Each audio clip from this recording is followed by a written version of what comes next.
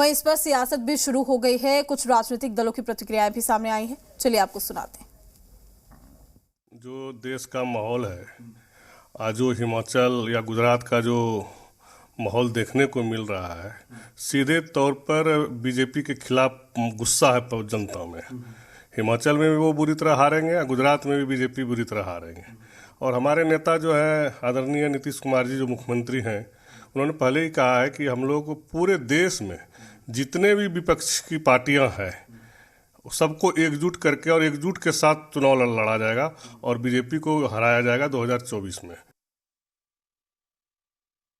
हिमाचल पे विधानसभा का चुनाव हो रहा है, गुजरात में विधानसभा का चुनाव हो रहा है। ये दोनों जगह बीजेपी का पत्ता साफ हो जाएगा। मैनपुरी की बात कीजिए तो यहाँ भी डिम्पल यादव जीत रही हैं।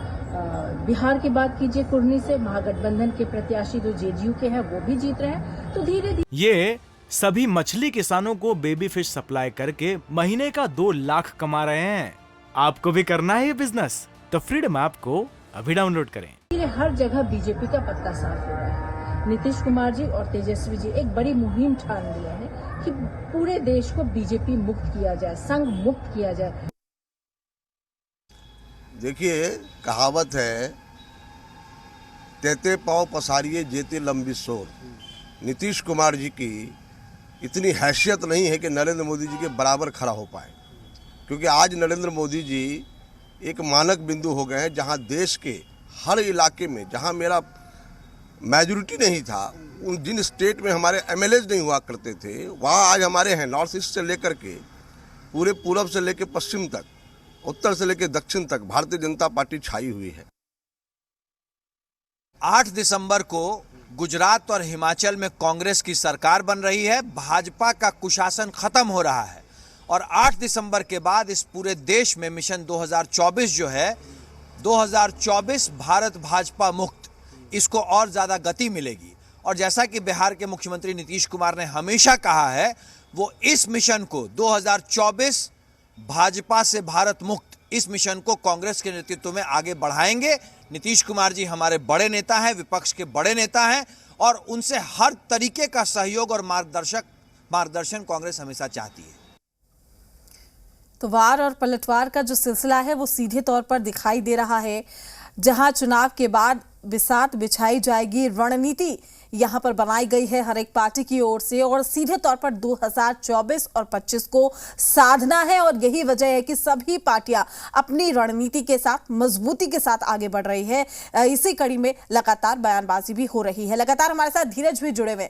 धीरज, कहा जा सकता है छोटे से ब्रेक के बाद सीएम की अगर हम बात करें, सीएम नीतीश कुमार एक बार फिर से 2024 को साधने की कोशिश कर रहे हैं, या कहा जाए कि 2025 की भी तैयारी इसके साथ की जा रही है?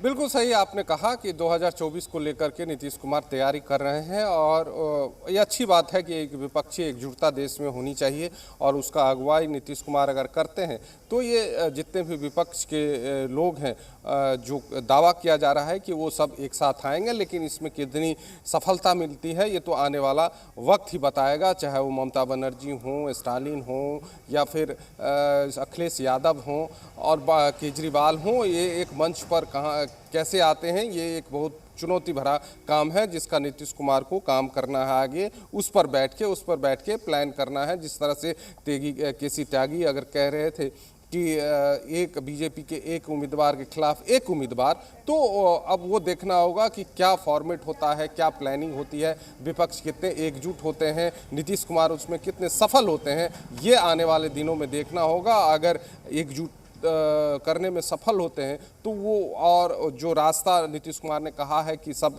एक साथ बैठेंगे, सब प्लान बनाएंगे, वो अच्छी बात है। देश के लिए एक मजबूत विपक्ष भी होना जरूरी है। लेकिन वहीं पर मैं आपको दूसरी बात ये कह रहा हूँ कि अगर आप 8 दिसंबर को जो चुनाव का फैसला आएगा उस पर बहुत कुछ निर्भर करेगा। देश की राजनीति एक, अगर बीजेपी जीतती है तो वो एक अलग कॉन्फिडेंस में रहेगी और दूसरी पार्टी कहीं ना कहीं उसको फिर से जनता के बीच फिर से नया प्लान बनाना पड़ेगा और जहां बिहार के मुख्यमंत्री नीतीश कुमार बाहर की देश के दूसरे हिस्सों की यात्रा की बात कर रहे हैं, वहीं जो बीजेपी के चाणक्य हैं, जो बीजेपी के लोग हैं, शीर्ष नेतृत्व है, उनका फोकस 8 दिसंबर के बाद बिहार होने वाला है और बिहार में लगातार वो लोग कैंप करेंगे, चूंकि उनको पता है कि यूपी इस बार कहीं ना कहीं सब कुछ ठीक ठाक है, योगी आदित्यनाथ हैं, सब कुछ संभाल लेंगे, लेकिन बिहार कमजोर पड़ रहा और 120 सीट जो है वो इन दोनों राज्यों से आती है, लोकसभा की सीट, तो एक बहुत बड़ा फैक्टर होता है।